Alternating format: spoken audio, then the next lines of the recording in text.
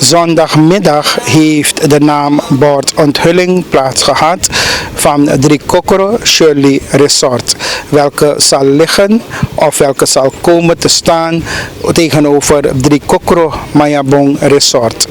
We zijn er ook hier geweest, spraken met directeur-eigenaar Jan Sodikromo, die aangeeft wat de plannen zijn van Drie Kokoro Shirley Resort, hoe zij nu te werk gaan, nu de resorten wederom zijn opengesteld. Raj Mahango legde de volgende beelden vast. Drie Kokoro Shirley Resort launch. Drie Kokoro Shirley Resort is vernoemd naar mijn zoon moeder. Dat was mijn wijlen vrouw geweest die 3 jaar is overleden aan kanker. Maar natuurlijk, wij gaan haar gedenken met het naambord. Zij was altijd beginnen. Toen ik met orde bezig was, was ze altijd aan mijn zij. Ja? Maar jammer dat ze niet het mag meemaken. Maar vandaag staan we dan hier. Haar vervangster zijn die 2 kleindochters van me.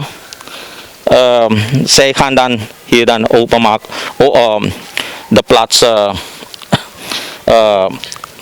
launchen. Ja.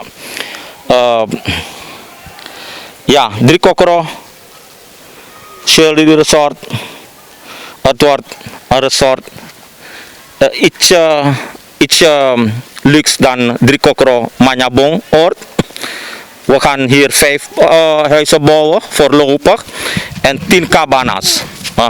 We hebben eigenlijk de helft opengemaakt. Ja, geen bomen weghalen.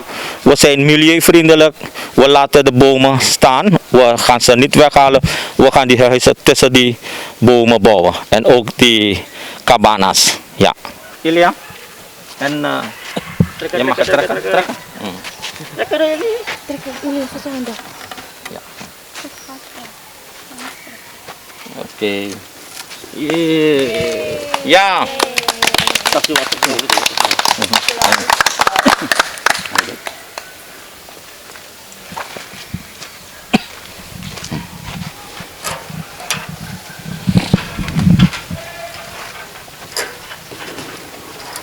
Help trekken.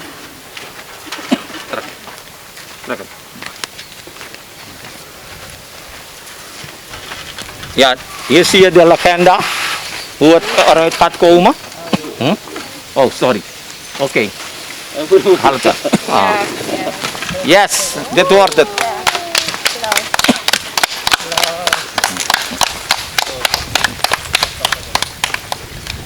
Ja,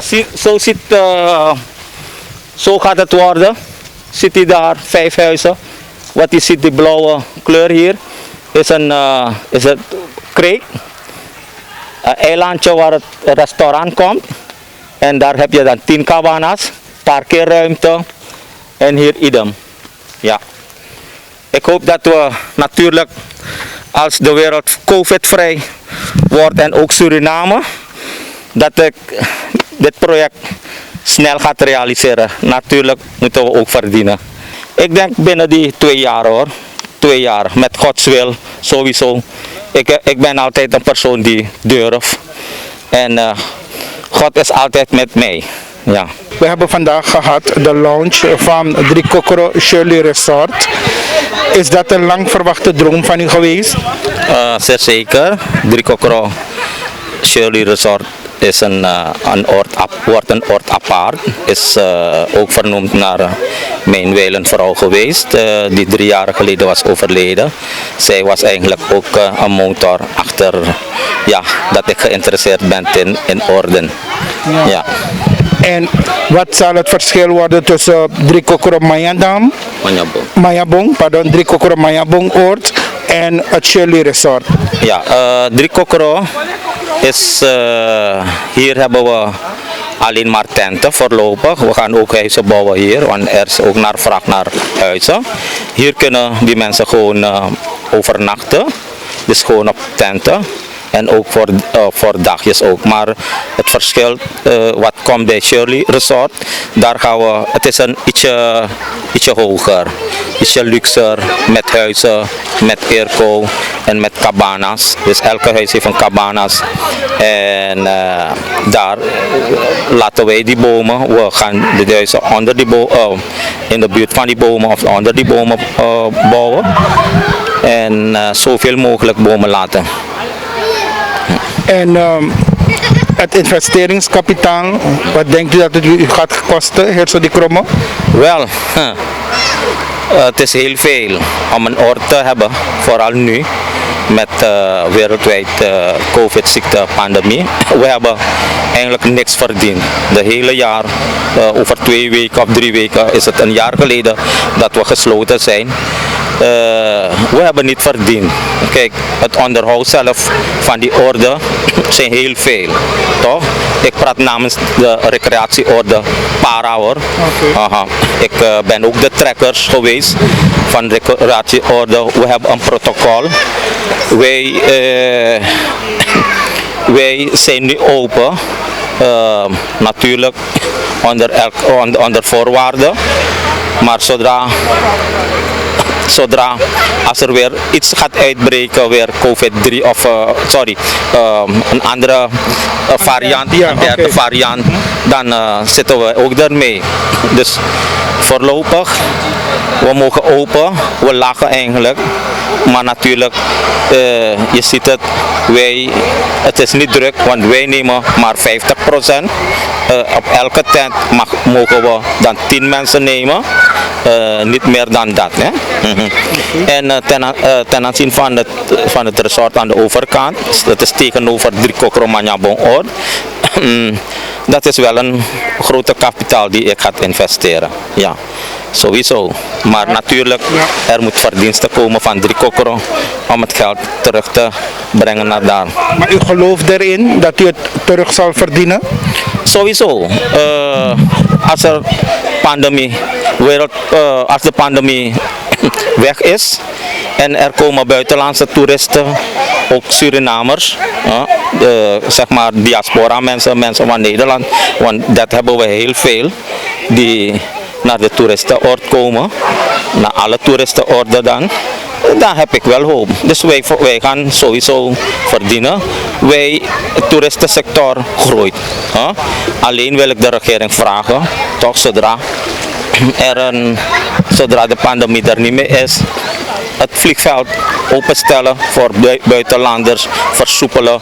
En ook wat belangrijk is, het infrastructuur. Die mensen moeten heel gemakkelijk naar de orde komen. Dus het moet geen sta in de weg zijn van de weg is ver, olo en zo. Dus dat hopen wij dan. Ja. En u zei het al, jullie glimlachen nu omdat jullie weer open mogen. En u zegt het, u doet het met 50%. Maar onder welke maatregelen, heer Sodi Kromo, los van de 50 die u binnenlaat, welke andere maatregelen treft u wanneer de mensen hier binnenstappen? Ja, we hebben een COVID-regels, we hebben een protocol. Als mensen komen, we gunnen ze. Al die toiletten hebben een dispenser, een alcohol dispenser. En zo ook wij, mensen moeten dan, kijk, als je naar die dingen kijkt, dat is één familie. Mensen roleren, want de andere gasten bijvoorbeeld, de andere groep, als ze zien dat er druk is, dan gaan ze niet daar. Maar de kreek is heel lang. Je ziet het zelf. Er zijn om en bij hier 200 mensen, maar ziet u hoeveel mensen gaan zwemmen? Als we zien dat het te druk wordt, maar die mensen verstaan het ook hoor, dat ze ook niet in het massa. En u weet, we zijn in het open lucht, weet u, we zijn in het zon, open lucht, en je ziet zelf is minder dan dat ze COVID gaat kunnen krijgen. En wanneer u nu alleen met 50% bezoekers opereert, heer Sodi Kromo, opereert u met uw maximale personeel of heeft u personeel die thuis nog zit te wachten?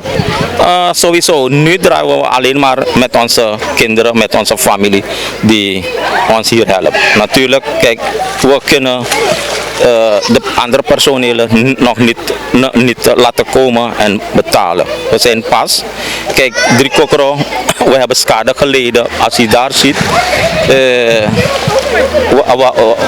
het was onder water. We hadden ook rukwind en harde wind, waardoor al die bladeren eruit is gegaan. Die dingen moeten gerepareerd worden. Toiletten, je ziet het moet schoongemaakt worden. Wij draaien in onze hoogtijdseizoen met 10 arbeiders en jongens of mensen van het dorp Pikin Saron. Dat zijn mensen lokaal hier. Wij betrekken ze. Het zijn schoolkinderen. En ja, ze verlangen ernaar wanneer het open is, dat ze ook een broodje hier kunnen verdienen. Toch? Maar ondanks de toestemming vanuit de regering, heer Sodi Kromo, dat jullie nu in achtneming van de maatregelen open kunnen, zijn er toch nog andere zaken, want jullie zijn in de praktijk bezig, zijn er nog andere zaken die u zou zeggen van ja, dat zou ook, daarna zou ook gekeken moeten worden? Wel, kijk, we zijn al heel blij dat we open mogen. Wij verwachten niet dat 1500 die wij als compensatie zorgen. Wij hebben geen geloof eraan hoor.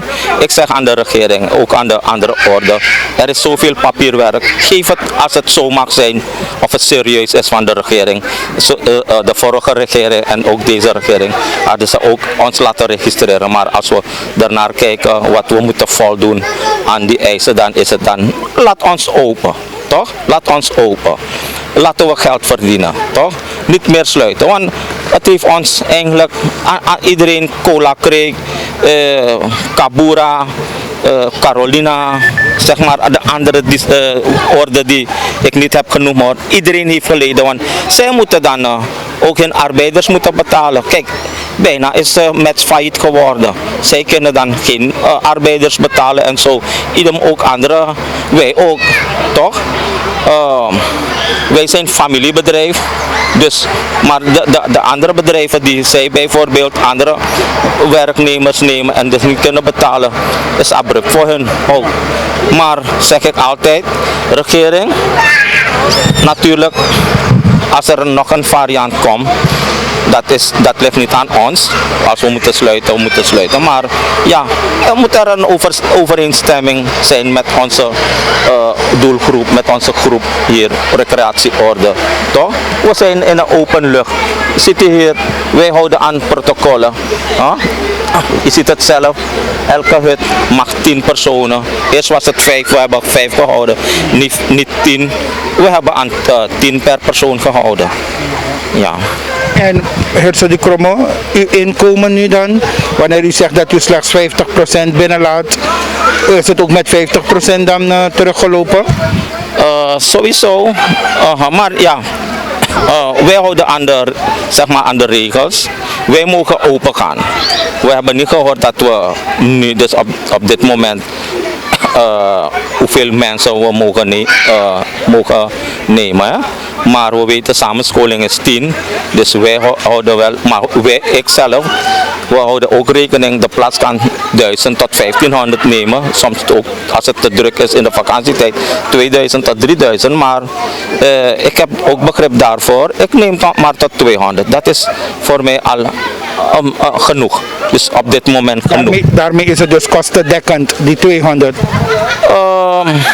Ja, voor elke weekend 200. Ik ben tevreden. Ik betaal niet aan city, die lifeguards en security en ook toiletdames. Dus het helpt in plaats van dat wij niet verdienen, toch? We hebben verdiend, al is het een beetje, we mogen open, maar we zijn blij ermee. Ja.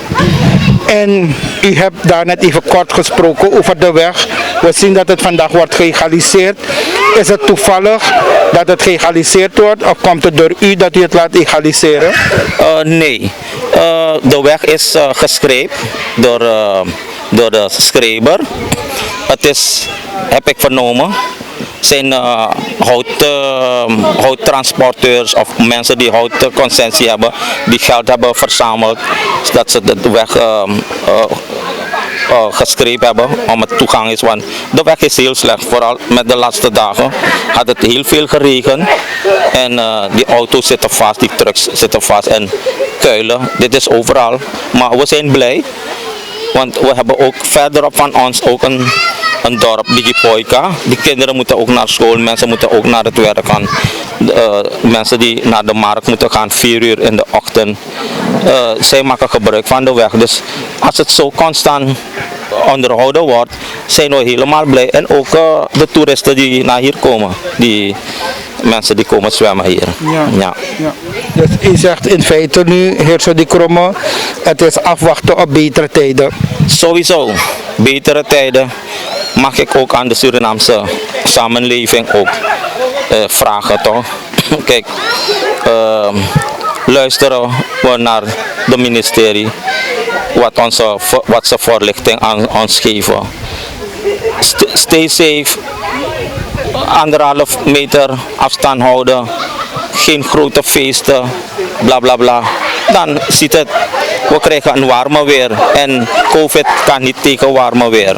Ja. En wij Surinamers, wij zijn gezegend als je vergelijkt naar andere landen. Zelf een land die is gesloten, geen enkele mensen mogen in het eiland, maar toch zijn er nog ziekten bij hen. Ja. En de datum van 21 februari, heer Sodi Kromme, heeft u gekozen waarom? Oh, ik ben op 22 februari jarig, dus morgen ben ik jarig morgen. Hoe jong wordt u? Ik word 56. Ja, aha. Ik word 56 jaar oud. En daarom heeft u dus gekozen voor 21 februari? Ja. Voor 21 februari, ja. Maar na vandaag, na de lunch, gaat u full speed daar of zegt u gaat toch wachten hoe de pandemie, hoe de COVID nog zal bewegen? Wel, ik heb nog een reserve. Met dat reserve ga ik dan door gaan egaliseren. Natuurlijk, een resort kost heel veel geld. Het is gewoon, ik ben heel bang om investeerders te zoeken en ik doe het gewoon met eigen kracht.